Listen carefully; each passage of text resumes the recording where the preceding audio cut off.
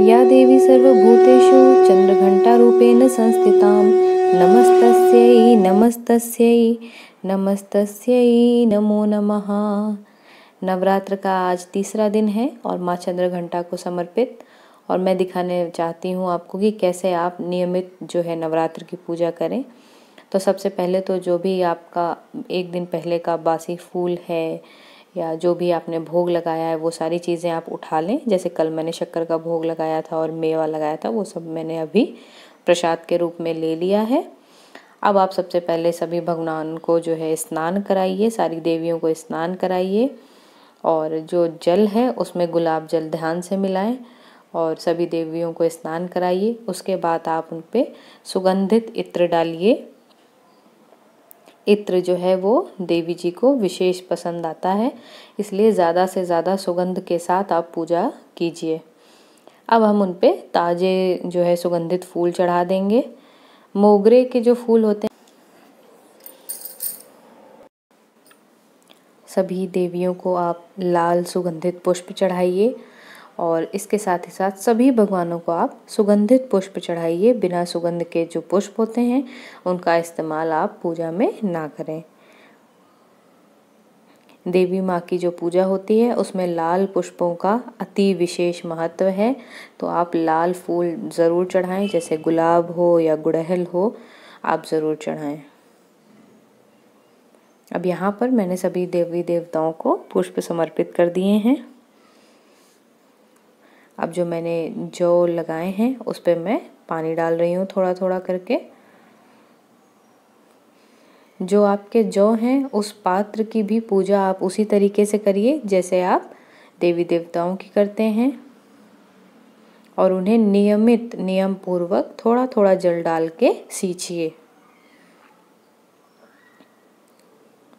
तो अब बारी आती है सुगंध देने की। तो मैंने यहाँ पर धूप बत्ती जलाई है। यहाँ पर एक चीज़ आपको बताना चाहूँगी कि कभी भी धूप बत्ती या अगरबत्ती जलाने के लिए जलता हुआ जो दिया है उसका आप इस्तेमाल ना करें। बहुत सारे लोग दिया जला लेते हैं, उससे ही फिर धूप बत्ती या अगरबत्ती जलाते हैं। तो ऐसा कहते हैं कि ऐसा नहीं करना चाहिए, ऐसा करने से आप पर कर्ज चढ़ता है। तो इस बात का ध्यान रखें। हमेशा जो धूप बत्ती है या अगरबत्ती है उसे आप अलग से जलाएं, ना कि जलते हुए दिए से। सभी देवियों को हम सिंदूर समर्पित करेंगे, और जो हमारे देवता हैं उन्हें हम चंदन का टीका लगाएंगे।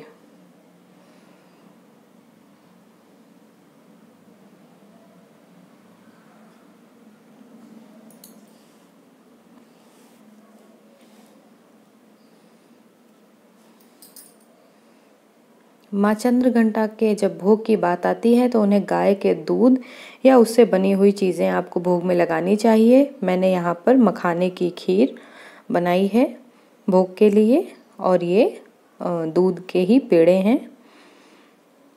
दोनों ही चीज़ें गाय के दूध के हैं।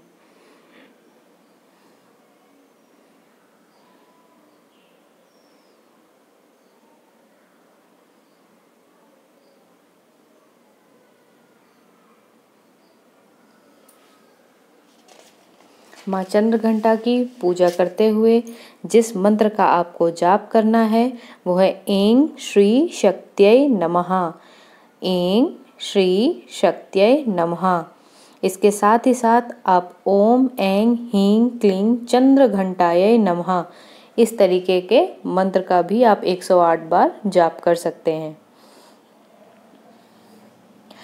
जब हम भोग चढ़ा देते हैं तो उसके बाद हम पान जो है वो देवी को मुख शुद्धि के लिए अर्पित करते हैं तांबूल फल के साथ। तो ये मैं आपको थोड़ा सा एक बनाने का तरीका बता रही हूँ। इससे क्या होता है कि बहुत ही अच्छे से छोटी सी जगह में देखने में भी अच्छा लगता है, पान बन जाता है। अब इसे इस तरीके से मोड़ लीजिए और ऊपर से एक लौंग लगा के इसको सील कर दीजिए। तो ये देखने में बहुत ही छोटा, कॉम्पैक्ट, सुंदर सा लगता है और अच्छा लगता है। तो इस तरीके से आप पान बना के माँ को भोग के बाद अर्पित कर दें मुख शुद्धि के लिए। साथ ही साथ जो चंद्रघंटा माँ है उन्हें मीठा पान भी चढ़ाना चाहिए, क्योंकि सौभाग्य प्रदान करने वाली माता हैं और पान का जो है वो पूजन में विशेष महत्व है। तो ये मीठा पान मैं देवी को चढ़ाने जा रही हूँ।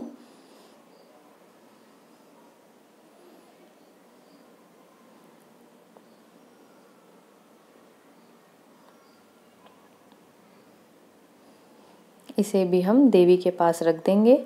इस पान को या तो शाम के समय आप खुद खा सकते हैं या फिर अगर आप सुपारी का परहेज़ करते हैं, जैसे बहुत सारे लोग व्रत में सुपारी नहीं खाते हैं, तो आप अपने घर में प्रसाद के तौर पे और लोगों को भी दे सकते हैं।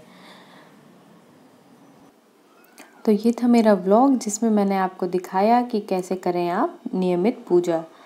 माँ चंद्रघंटा आप सभी भक्तजनों पर हमेशा अपना हाथ बनाए रखें, आपके सौभाग्य में वृद्धि करें। इसी के साथ ये वीडियो यहीं पर समाप्त करती हूँ। जय माता की।